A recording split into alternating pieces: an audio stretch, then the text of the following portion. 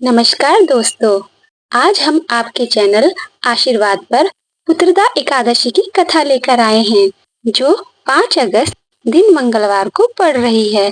तो चलिए श्री गणेश जी का नाम लेकर शुरू करते हैं पुत्रदा एकादशी की कथा को।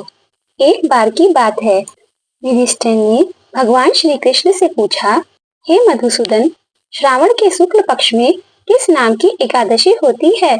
कृपया मेरे सामने उसका वर्णन कीजिए। भगवान श्री कृष्ण बोले, राजन, प्राचीन काल की बात है। द्वापर युग के प्रारंभ का समय था। महिष्मतीपुर में राजा महिजीत अपने राज्य का पालन करते थे, किंतु उन्हें कोई पुत्र नहीं था, इसलिए वह राज्य उन्हें सुखदायक नहीं प्रतीत होता था। अपनी बढ़ती हुई आयु को देखकर राजा को बड़ी चिंता हुई। उन्होंने अपनी सभा में बैठकर इस प्रकार कहा, प्रजाजनों, इस जन्म में मुझे कोई संतान प्राप्त नहीं हुई है। मैंने अपने खजाने में अन्याय से कमाया हुआ धन भी एकत्रित नहीं किया है। ब्राह्मणों और देवताओं का धन भी मैंने कभी नहीं लिया है। पुत्रवत प्रजा का पालन किया है। धर्म से पृथ्वी पर अधिकार जमाया है। दुष्टों को, चाहे वे बंधु और पुत्रों के समान ही क्यों न हो, दंड जरूर दिया है। शिष्ट पुरुषों का सदा सम्मान किया है और किसी को द्वेष का पात्र नहीं समझा है। फिर क्या कारण है जो मेरे घर में आज तक पुत्र उत्पन्न नहीं हुआ? आप लोग इसका विचार करें। राजा के ये वचन सुनकर प्रजा और पुरोहित के साथ ब्राह्मणों ने उनके हित का विचार करके गहन वन में प्रवेश किया। राजा का कल्याण चाहने वाले वे सभी लोग इधर उधर घूमकर आश्रमों की तलाश करने लगे। इतने में उन्हें मुनि श्रेष्ठ लोमश जी के दर्शन हुए। लोमश जी धर्म के तत्वज्ञ, संपूर्ण शास्त्र के विशिष्ट विद्वान, दीर्घायु और महात्मा हैं। उनका शरीर लोम से भरा हुआ है। वे ब्रह्मा जी के समान तेजस्वी हैं। एक एक कल्प बीतने पर उनके शरीर का एक एक लोम विशीर्ण होता है, टूटकर गिरता है, इसलिए उनका नाम लोमश हुआ है।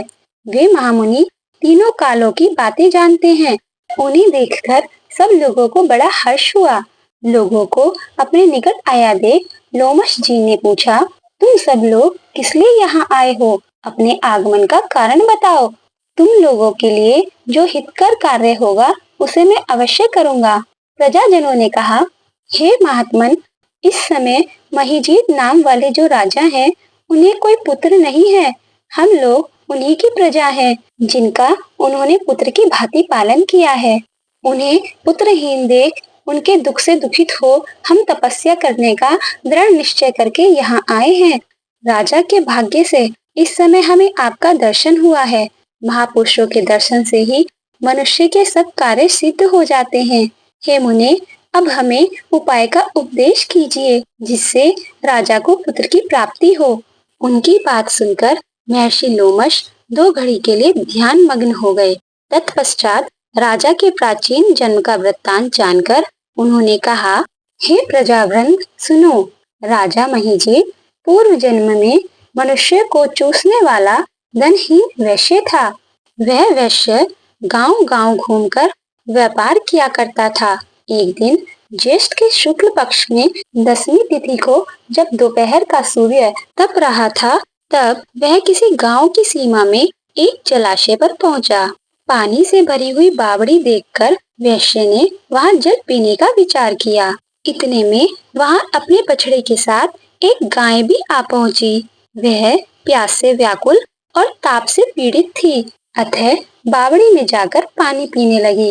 वैश्य ने पानी पीती हुई गाय को हाँककर दूर हटा दिया और स्वयं पानी पीने लगा। उसी पाप कर्म के कारण राजा इस समय पुत्रहीन हुए हैं।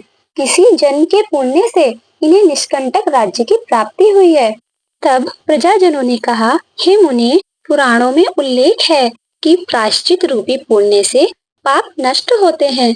अतः ऐसे पुण्य कर्म का उपदेश कीजिए, जिससे उस पाप का नाश हो जाए। लोमश जी बोले, प्रजाजनों, श्रावण मास के शुक्ल पक्ष में जो एकादशी होती है, वह पुत्रदा के नाम से विख्यात है। वह मनोवांछित फल प्रदान करने वाली है। तुम लोग उसी का व्रत करो। यह सुनकर प्रजाजनों ने मुनि को नमस्कार किया और नगर में आकर विधि पूर्वक पुत्रदा एकादशी के व्रत का अनुष्ठान किया। उन्होंने विधि पूर्वक जागरण भी किया और उसका निर्मल पुण्य राजा को अर्पण कर दिया। तत्पश्चात रानी ने गर्भ धारण किया और प्रसव का समय आने पर बलवान पुत्र को जन्म दिया। इसका महात्म्य सुनकर मनुष्य पापों से मुक्त हो जाता है तथा इस लोक में सुख पाकर परलोक में स्वर्गीय गति को प्राप्त करता है। तो दोस्तों, यह थी पुत्रदा एकादशी की कथा और उसका महात्म्य। हे प्रभु, इस कथा को कहते वक्त या सुनते वक्त अगर हमसे कोई भूल चूक हो गई है तो उसे क्षमा करें। तो बोलिए श्री कृष्ण भगवान की जय। दोस्तों, यदि यह कथा आपको भक्ति भाव और दिव्यता से भरपूर लगी हो तो अपने परिवार और दोस्तों के साथ जरूर शेयर करें, लाइक करें, कमेंट करें और चैनल को सब्सक्राइब करना ना भूलें। धन्यवाद।